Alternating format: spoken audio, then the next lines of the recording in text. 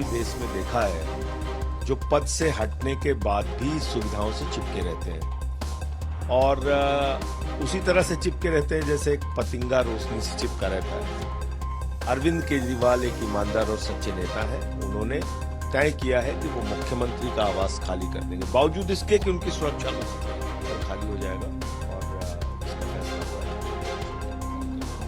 आम आदमी पार्टी ने स्पष्ट कर दिया है कि अरविंद केजरीवाल तमाम सरकारी सुविधाओं को अब छोड़ देंगे। इस पूरे मुद्दे पे बात करने के लिए हमारे साथ हैं आम आदमी पार्टी के वरिष्ठ नेता और सांसद संजय सिंह। सर, आप लोग कह रहे हैं कि अरविंद केजरीवाल जो भी सरकारी सुविधाएं उनको मुख्यमंत्री के तौर पे मिल रही थी उसको वो छोड़ देंगे, अब घर भी वेकेट कर देंगे। क्या प्रक्रिया होने वाली है? देखिए, हमने ऐसे नेताओं को भी देश में देखा है जो पद से हटने के बाद भी सुविधाओं से चिपके रहते हैं और उसी तरह से चिपके रहते हैं जैसे एक पतंगा रोशनी से चिपका रहता है।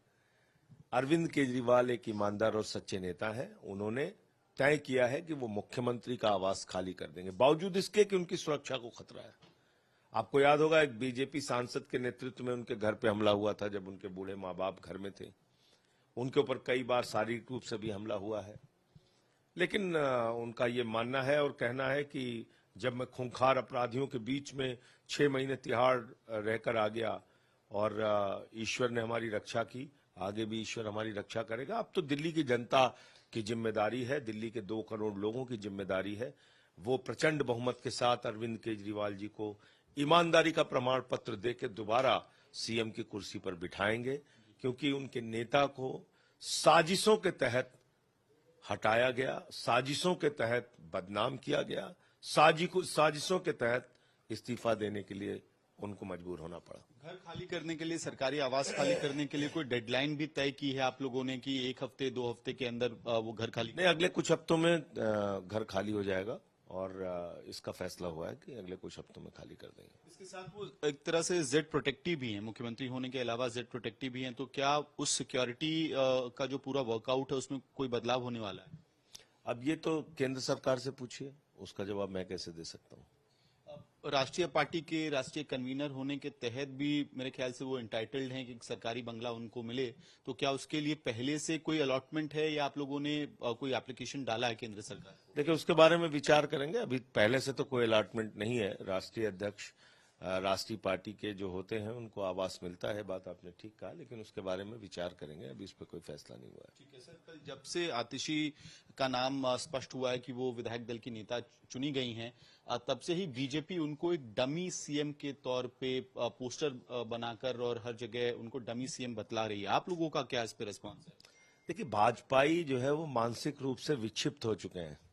उनका दिमाग काम नहीं कर रहा है, क्या बोलना है, क्या कहना है। कुछ पहले कहते थे पत्नी को बनाना चाहते हैं, सत्ता लोलुप है, फलाना है, ढिमका है, वो खत्म हो गया तो डमी है। तो इसलिए भाजपाई, मैं कह रहा हूं, मानसिक रूप से विक्षिप्त हो गए हैं। उनका दिमाग काम नहीं कर रहा है, ऊल जलूल कुछ भी बातें कह रहे हैं। और मैं तो कहता हूं बीजेपी के बारे में कि इस देश की सबसे भ्रष्ट पार्टी है भारतीय जनता पार्टी। उन्होंने इलेक्टोरल बॉन्ड के नाम पे 3,02,000 करोड़ के ठेके देकर रिश्वत लेने का काम किया। दिल्ली की एक्साइज पॉलिसी में 55 करोड़ रुपए की रिश्वत शरद चंद्र रेड्डी से बीजेपी वालों ने खुलेआम सीना ठोक के लिया। बीजेपी से किसी भी तरह का प्रमाण पत्र हम लोगों को नहीं चाहिए। जनता की अदालत में केजरीवाल जी जाएंगे, जनता उनको ईमानदारी का प्रमाण पत्र देगी। बीजेपी तो इस देश को बर्बाद करना चाहती है। बीजेपी नफरत की आग में देश को झोंकना चाहती है। बीजेपी दिल्ली के बच्चों का भविष्य बर्बाद करना चाहती है। फ्री शिक्षा बंद होगी, फ्री इलाज बंद होगा, फ्री पानी बंद होगा, फ्री बस की यात्रा बंद होगी। जो सुविधाएं दिल्ली के लोगों को मिलती है, भारतीय जनता पार्टी सारी सुविधाएं बंद करना चाहती है, क्योंकि मोदी जी तो ऐलान करके कहते हैं मुफ्त की सुविधा मिलनी नहीं चाहिए। आखिरी सवाल सर, राहुल गांधी को लेकर कई सारे बयानबाजी बीजेपी के कुछ नेताओं द्वारा किया गया, जिसमें केंद्रीय मंत्री रवनीत बिट्टू का नाम शामिल है, और अब कांग्रेस कानूनी कार्रवाई करने की बात कह रही है कि इस तरह के शब्दों का इस्तेमाल लीडर ऑफ अपोजिशन के खिलाफ नहीं होना चाहिए। देखिए, आप भड़काऊ बातें करेंगे जिससे कि किसी की जान को खतरा हो जाए या लोगों में जो है वो एक ऐसा मनगढ़ंत आक्रोश पैदा करने की कोशिश करेंगे जिससे कि लोग हमलावर हो जाएं, वो ठीक नहीं है। और ये इस तरह की बयानबाजी करना बीजेपी वालों का काम है, वो बंद करना चाहिए। उनके नेताओं को इसको देखना चाहिए। बात करने के लिए बहुत बहुत धन्यवाद। तो आम आदमी पार्टी ये स्पष्ट कर रही है कि अरविंद केजरीवाल आने वाले कुछ हफ्तों के अंदर ही जो सरकारी बंगला उन्हें मुख्यमंत्री के तौर पर मिला था उसको वो खाली कर देंगे।